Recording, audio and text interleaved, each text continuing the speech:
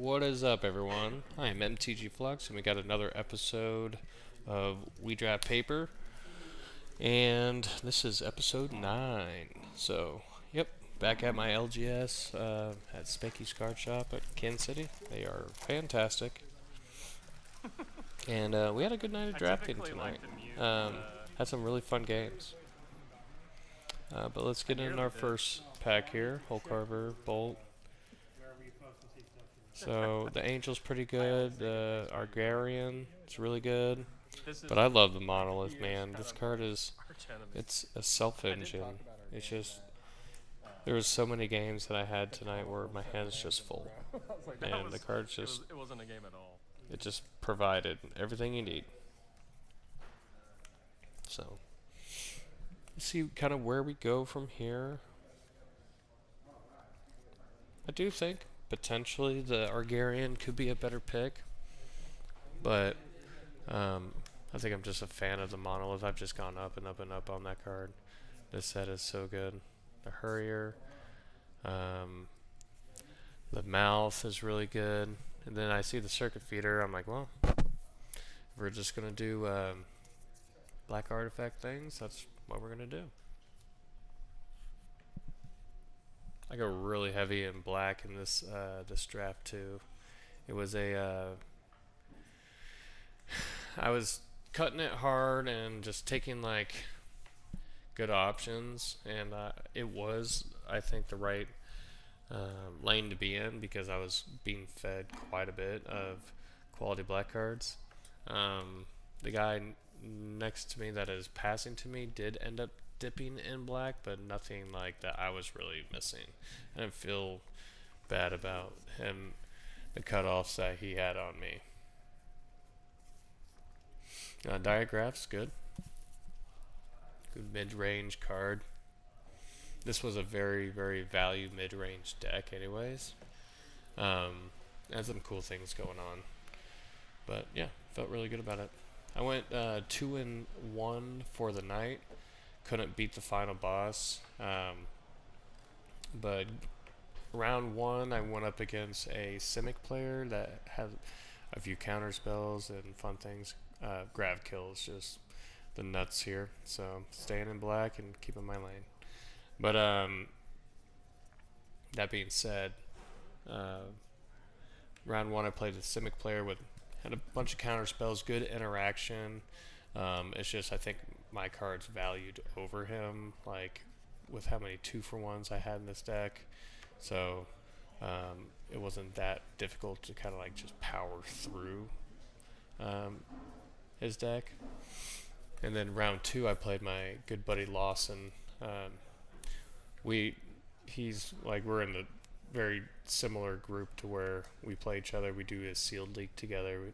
But I love it when we get matched up because we were basically step by stepping every step that we took. Like, you know how some people will control or untap, upkeep, and draw. And we were just doing every little bit, calling every single trigger, like double checking life totals, double checking graveyards, and it was just like we were over the top, but it was a lot of fun just kind of like broadcasting the game like that, and people were watching our game and chuckling along with us. But we did almost go to time because we were just overdoing it to the max. I ended up beating him as well. He was playing a pretty strong green deck that I was able to just kind of outvalue a little bit. I ended up getting another Voidborn. When an artifact or creature hits the graveyard or is killed, then drain them for 1. I had one of him, and then the Ardent, which whenever a creature artifact comes into play, they gain or they lose 1 life. So there's a lot of draining in this deck, and it was really good against him, just kind of like holding the line, taking care of his big threats, and just utilizing some just staying more safe, having blockers up, and making things a little awkward for him.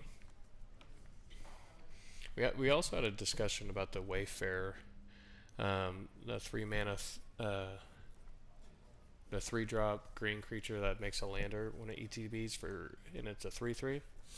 And he's a little bit down on it compared to like some other players, which I felt like it was very, very interesting. I think it's good to have people challenge like what everyone thinks is good, because there's the other side of it. There's cards against that is good against what is considered like the best common in the set or whatever have you. And he brought up some good points, but he's like, if they're not good in my deck, it really just isn't good. And I'm like, at the end of the game, I was like, I still think the card's pretty good, but just not how our games ended up being. He only ended up having one of them, but so I ended up picking up maneuvers, evasive maneuvers, and a Bruntar. So really looking at red being my potential second color. I am just knowing that I'm in black and just taking advantage of that. I don't know if I took the ball. I do not like this card. I think it's too clunky. I think you're just skipping on turns. I think because you can't cast this and get much reward off it off the crack. So I was just down on that 4 mana artifact card. So yeah, and that was round 2. And round 3, I went up against a guy I met tonight. His name is Caleb. Really cool dude, really chill guy. His deck was awesome. He had a badass Golgari deck where he had 2 of the signpost 2 drops for 2/3 that can for 5 mana sack it and bring a creature back from the graveyard, and he had Godmaw in his deck, and just really good, hard to deal with threats just with the such high level of value he's getting off his cards. He had like what's the Grav ship as well, like, and it was super good in his deck as well, just putting things in the yard and getting good value, and his removal was good. Yep, his deck was just probably the most sound Golgari decks that I've ran into. But he's a super nice guy. We had some good games, though I felt very crushed. I feel like we had some cool applications in our games as well.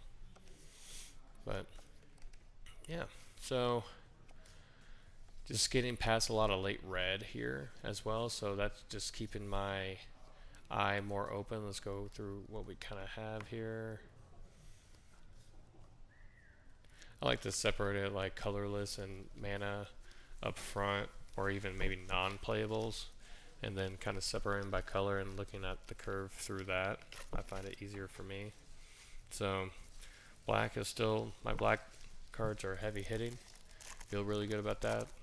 And this is kind of like where I almost derail myself, but I kind of make a mistake here, but I feel like making the right decision. The Memnon's pretty good, Tarot Symbiosis or whatever, and then we have the Estreli or whatever this card is, the Reclaimer. So it's a 5/4 angel that whenever it enters, it brings back a non-creature, non-land permanent from the graveyard to the battlefield with 3 or less. Or it's actually as a warp 3, and it brings back for whatever the amount that it was mana spent to cast this. I was really wanting that to get it into the deck. So I have deck pictures at the towards the end of the video that'll show what I was going to submit, but I ended up not. So in the picture you'll see the 3 or the angel, but I ended up cutting white because the splash was too greedy, not enough payoffs for putting that, because it's non-creature as well, so which really makes it painful. But I was really just salivating over we get another circuit feeder here, which is busted. Card's great. That 2 mana equipment that takes their turn or whatever, it's just a win more, I think. But I like the charm here. One of my favorite cards of the set. Um, it is just kind of a greedy pick. I think as like correct or non-correct answer goes, but this card was just absolutely fantastic all night long for me. I think I ended up using every mode on it. Like there were a lot of turns where I'll like double. They have an ambitious attack and drawing out like their combat tricks or whatever. A second monolith here, busted. Feel good, but then I would just trade off and just recur both those creatures back at the end of the turn. So like super high value, and it felt like in the games it felt super bad for them to um, for that to happen because I'm just trading off cards and stuff like that, and just getting the arch enemy charm is super good. Every modal or every part of that card was used with the +1/+1 counter lifelink, recursion, and the removal. So modality is what I was looking for, the word. But yep, having a second monolith, I'm not mad at playing 2 monoliths in this deck. Keeping artifact counts high. Hilderblade is like fine. I didn't end up playing it, but like in certain decks, the card can be just very good, especially when you got like some flyers and things like that. A lot of applications that can make that card good.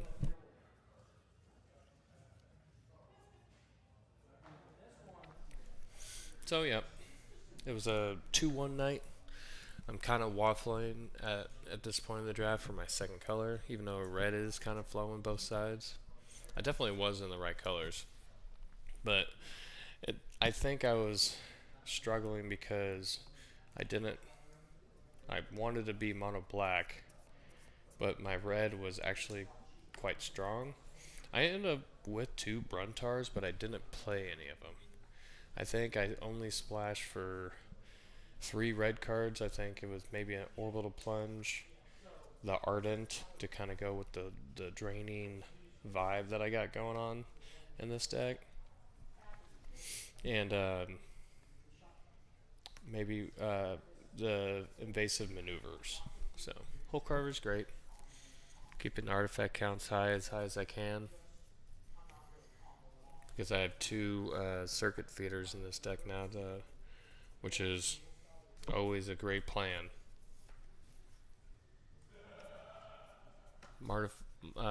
Modifier's fine in this kind of deck. I think I ended up taking this Swarm. Not really high on that card, but no, I took the modifier. I don't remember if I ended up playing it or not, but it's just mid. Sentinel's really good. Get me wanting to play green or blue, but I'm just a big fan of that card with spacecrafts and the untapping abilities and stuff. But I took the Scrapper here. I'm understanding that red's probably just the second color, but I wanted to be as black as I could because of the arch enemy charm and being able to cast that reliably was kind of a big game for me. I think I'd take the Bruntar here, but just knowing that I could very possibly be in red, I think it's a fine pick over the Oblivion. Even if I didn't end up playing, I think that, I mean, there were games that I would have liked to cite in the Bruntars, just longer games. If they're in a control thing, like I'm going to get some value off these Bruntars for sure. Or understanding that they don't have much removal. Bruntars are just a lightning rod of takes every bit of removal. But if I know that they're short on it, like I would bring those in for sure. Bridge is great because I'm considering bringing the Angel as well. But yeah, because I don't know really. I mean, of course, I'm looking very black red at this point, but I'm not really happy with all the red that I got. Orbital Plunge here. There's no reason for that card to still be in that pack, but we take those.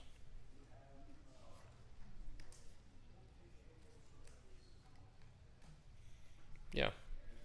It was a no one next to me was in my colors. I felt like I found my lane very well. Black was just very far away from me as far as like the next person that was in black. So wasn't much to be contested there, so it was just kind of free reign.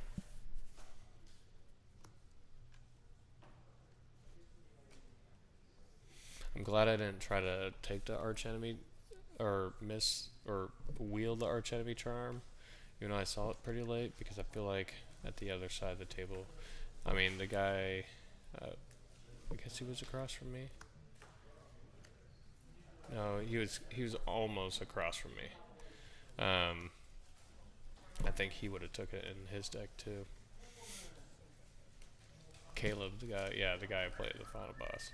There's no reason why I wanted to make his deck any better. God forbid. His deck was good.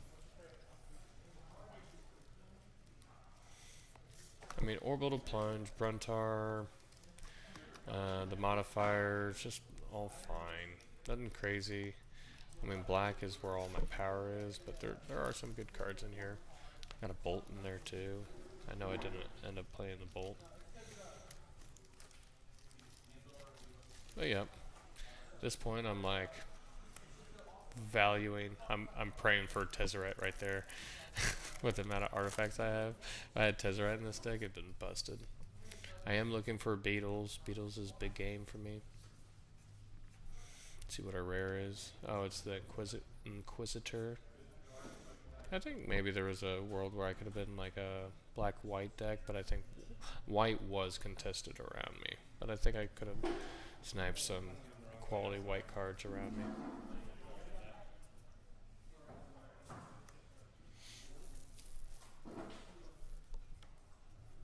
I mean, Beetle's great. I have no problems taking Beetles this early. I know it's probably against popular belief. Voidborn. This card turns on most of my deck. Feels really good. There's the Selesnya rare. But yeah, still just trying to consider second colors, keeping those things at the forefront of my mind. But if I keep getting past black cards, like I'll be mono black. I am not opposed to that. Some of the most fun decks I've had in this format in paper and arena have been close to, if not fully, mono black. And I'm not usually that kind of a player, but like, just there was a lot of fun things to do in this set, and just black specifically.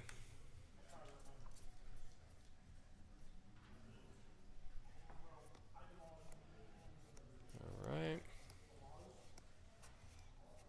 The Monitor, unplayable rare.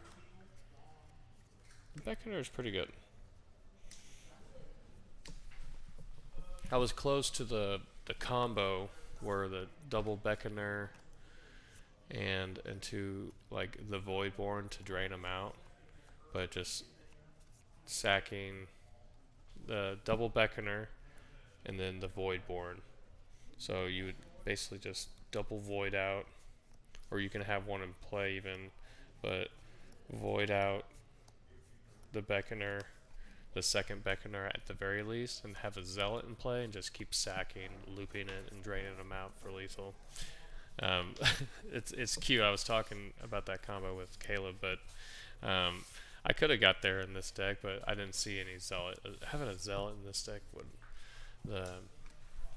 been really, really good. Would have felt really good about that.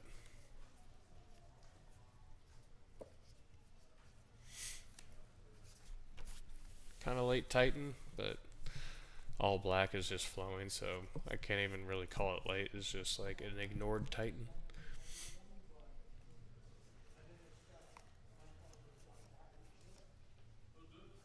Got a little late Harvester, Rust Harvester, but we also have an Ardent in this pack too. I ended up taking the Rust Harvester because I thought that I was going to.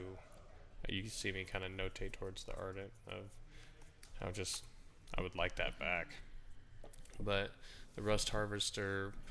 I mean, I do have a good amount of um, artifacts in this deck, so it's not nothing. Had a split second consideration for the black white land.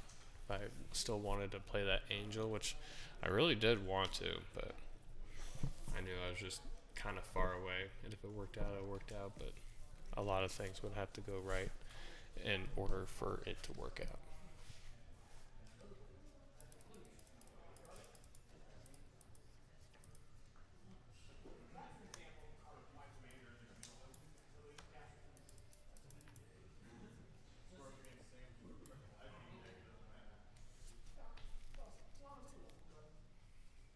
So yeah, it's a fun draft. Had a lot of really good games tonight. Good people around too. Um, Always appreciate a night with full of quality opponents and people that we play. And I especially love it when it's the buddies that are drafting around and we can banter a little bit and have loosely played games and just enjoy ourselves.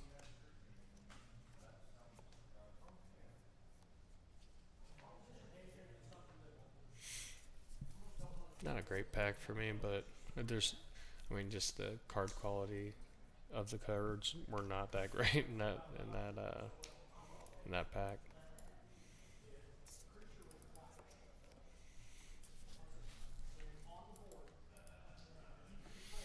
Yeah. So as we kind of end this up, this is a draft um, series that I want to kind of continue.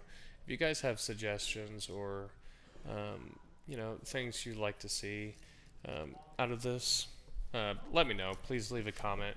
And while you're at it, please like and subscribe if you guys like what we're doing here. I appreciate any and all love, attention, hate, doesn't matter. I just appreciate the consideration to watch this content, but very grateful for you all. Here at the end of the video, I'm going to have the deck list here for you to kind of show, but note that the Angel is actually not being played. I ended up just kind of putting in, like, sticking with the red splash of the Ardent and the Orbital Plunge and things like that. So here they are, and once again, I appreciate you guys watching. Like, comment, subscribe, and we'll see you in the next episode because these are a lot of fun. I appreciate you guys hanging out with me during them. So, y'all have a good one. I'll catch y'all later. Peace.